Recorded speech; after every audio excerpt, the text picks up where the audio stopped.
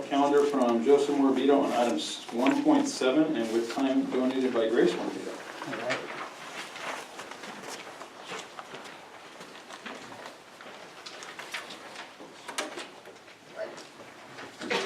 All right, first, I know that this item will be on the regular agenda next month, but I want to address this now. All right, so I have a couple of concerns with this item, specifically when it comes to the landscape part.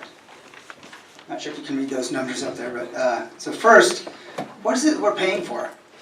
There are nearly 1,100 homes, one of which is mine, paying $20 a year, which is about $22,000 total.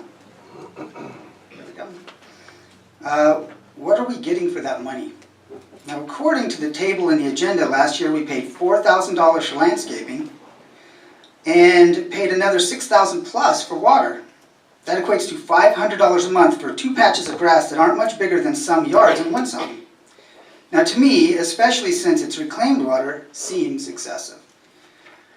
Then there's the actual landscaping, which is little more than mowing a couple of good-sized front yards. Am I so far out of the loop that I find more than $350 a month is too much? When was the last time this work was sent out to bid? Then if you look further on the table, you see that it's costing us $5,300 for administration. Really? Am I reading that right? That's 25% of the entire amount. That's $100 per week. Why are we paying that much? And can I ask, who is the administrator? What's the person's name? So what I want to ask again is, what is it that we're paying for? When I moved into Winsong Valley back in 2001, there was real green grass from the intersection at Central all the way down Cervera to where the sidewalks begin. Now over time, the grassy area has gotten smaller and smaller. It doesn't make much sense to keep wasting the CSA money putting in new sprinklers and seed every other year, trying to grow grass on that clay. It's under some very large trees, and the roots make it all but impossible to grow grass.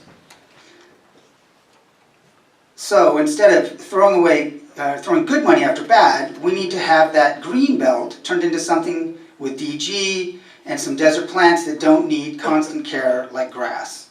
So to my original question, what are we paying for? It's time we stop doing what is obviously not working. Now, one of the things that galls me is that the maintenance crew doesn't usually pick up the empty liquor bottles. And that was taken Monday, because we have to bring it a couple of days in advance so they can approve it. Those were still there, so, when I was driving tonight. So I think we deserve better than that. I don't think it's too much to ask to get more value from our tax dollars when it comes to the way that CSA 103 is being used to maintain the landscape, especially if an increase is being sought. Now, don't we all get a little bit angry with Sacramento when we think they aren't using our tax dollars correctly? So, I could have shown you another dozen slides showing trash and bottles that have been there long enough to have their paint fade a bit, but I'm hoping that these images will suffice to make the point. And this is one of those areas where I think there is room for improvement. Am I wrong?